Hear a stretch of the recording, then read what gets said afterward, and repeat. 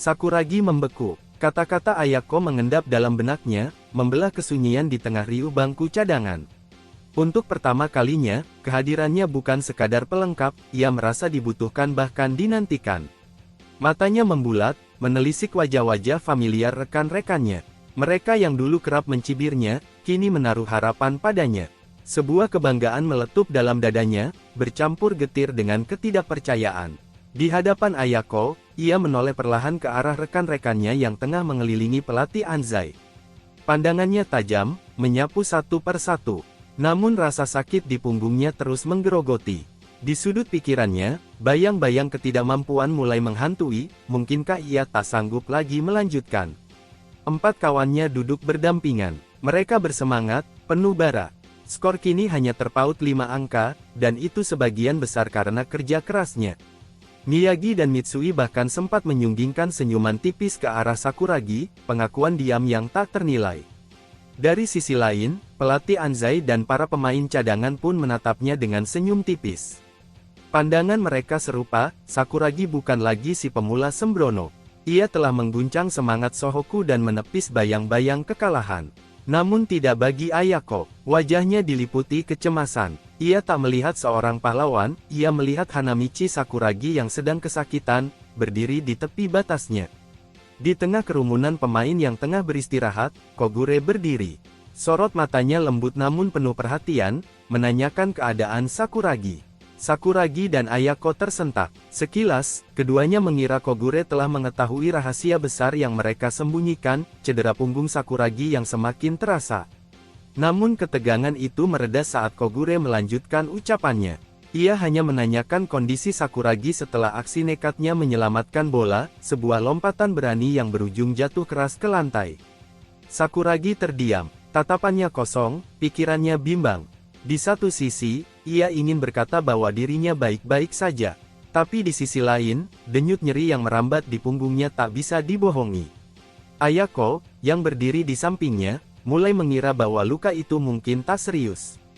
Namun dalam diamnya Sakuragi, ia merasakan ada sesuatu yang lebih dalam, penyesalan kecil menyelinap dalam dirinya, takut kalau perkataannya tadi, justru menambah beban Sakuragi. Sakuragi menunduk, wajahnya terlihat gelisah. Di dalam dirinya, dua arus saling beradu, ketakutan bahwa cedera ini akan semakin parah bila ia terus bermain, dan hasrat tak tergoyahkan untuk tidak mengecewakan mereka, rekan-rekannya yang kini menaruh harapan padanya. Diamnya Sakuragi membuat suasana perlahan berubah. Tatapan pemain Shohoku satu persatu mengarah padanya. Bertanya-tanya mungkinkah dia cedera. Seluruh pemain dan pelatih Shohoku terdiam. Tak satu pun bersuara. Pandangan mereka tertuju pada Sakuragi, penuh keterkejutan dan kecemasan. Bagi mereka, diamnya Sakuragi terlalu janggal. Mereka mulai menyadari sesuatu yang tak ingin mereka akui, cedera itu serius.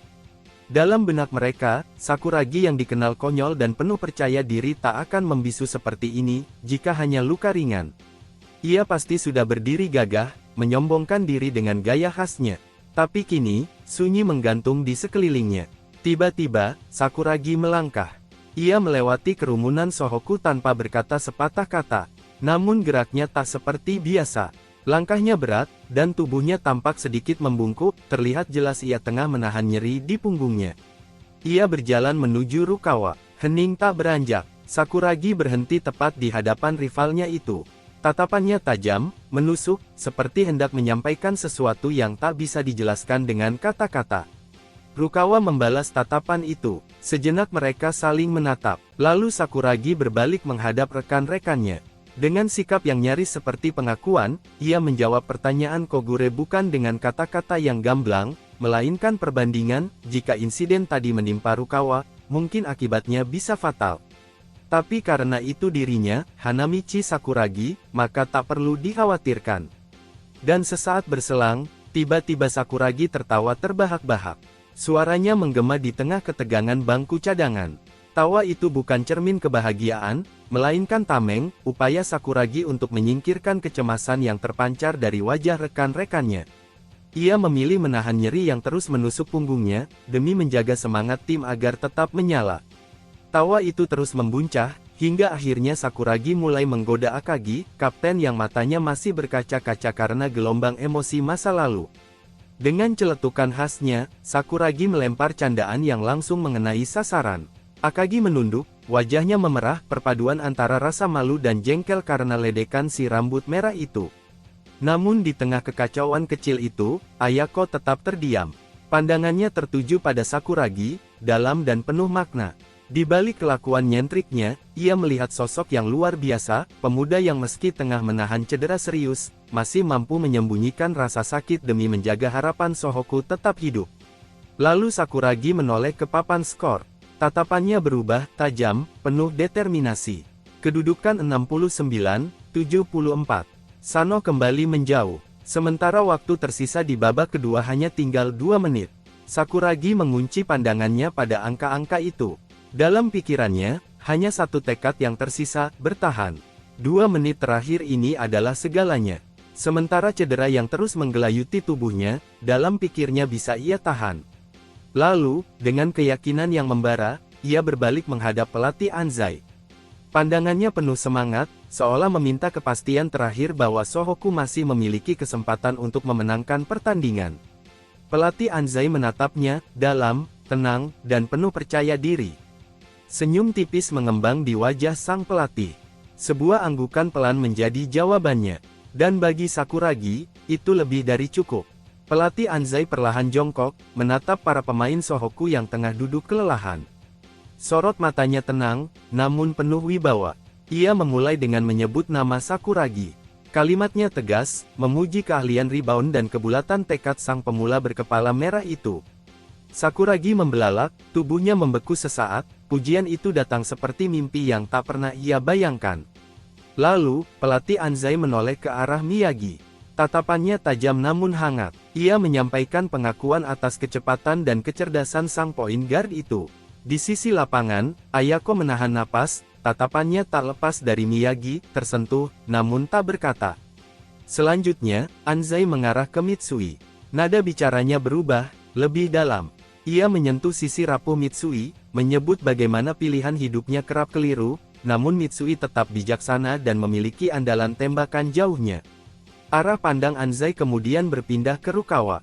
Kali ini, bukan hanya para pemain utama yang memperhatikan, bangku cadangan, Haruko, hingga geng Sakuragi menoleh serempak.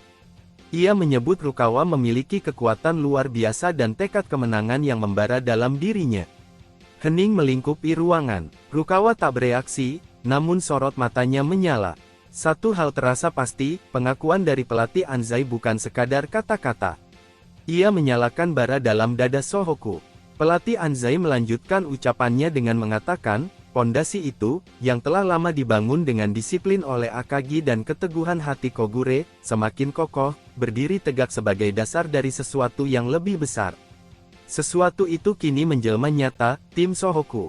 Bukan sekadar kumpulan pemain, tapi sebuah jiwa yang utuh. Sesaat setelah pelatih Anzai menuntaskan kata-katanya, keheningan menyelimuti. Para pemain saling berpandangan. Tak ada suara, hanya tatapan yang saling berbicara, menyiratkan tekad yang sama, mereka harus bersatu, melangkah bersama, dan menanggalkan ego demi satu tujuan, kemenangan Sohoku.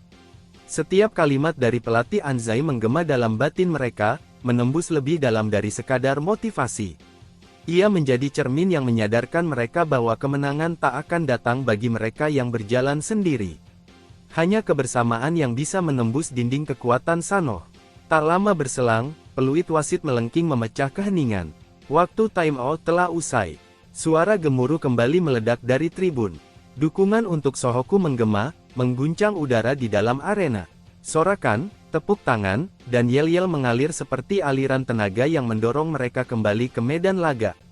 Di sisi lain, para pemain Sano melangkah kembali ke lapangan.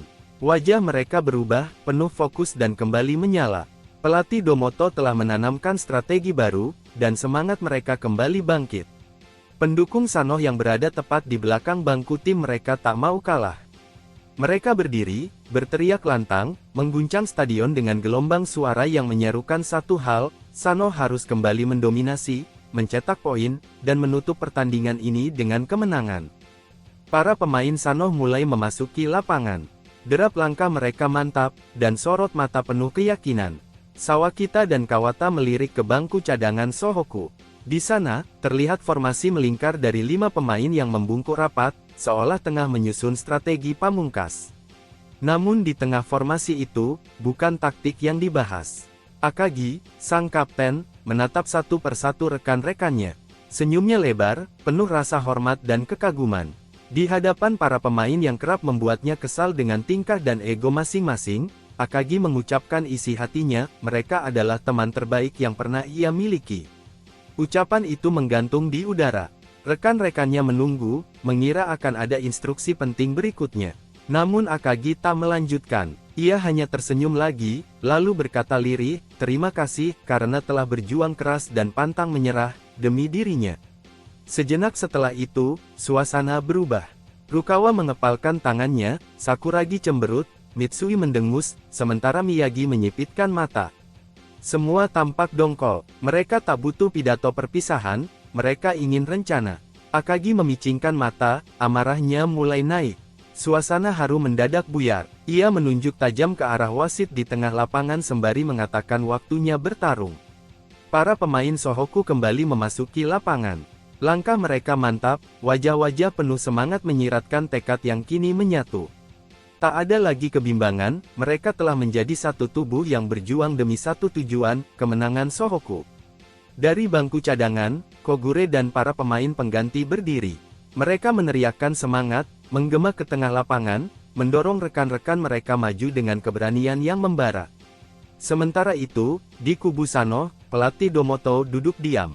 Kedua tangannya bersilang di dada, mencoba mempertahankan ketenangan. Namun gurat tegang mulai masih tampak di wajahnya, menyiratkan kekhawatiran yang tak bisa sepenuhnya ia sembunyikan. Tiba-tiba, Miyagi dikejutkan oleh Fukatsu yang langsung menutup ketat langkahnya. Gerak Fukatsu cepat, intens, tanpa memberi ruang. Dari tribun, terdengar suara penonton berbisik, menyadari bahwa Fukatsu sedang melakukan post-up, langkah tak biasa untuk seorang point guard.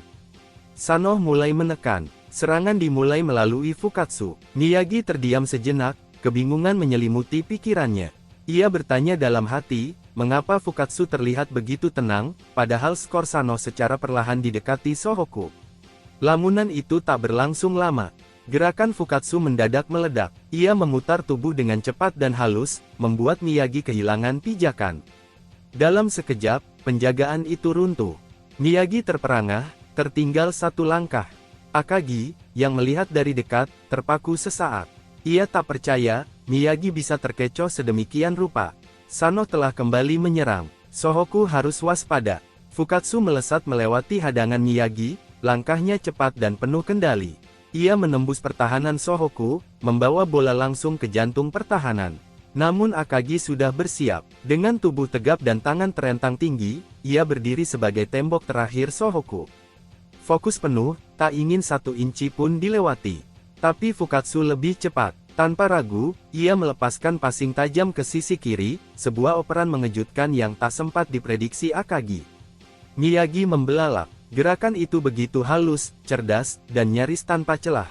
Akagi tak sempat berbalik. Kawata, yang telah bersiaga, menangkap bola dengan kokoh. Tak butuh waktu berpikir. Ia melompat, tubuhnya melayang tanpa bayangan penghalang.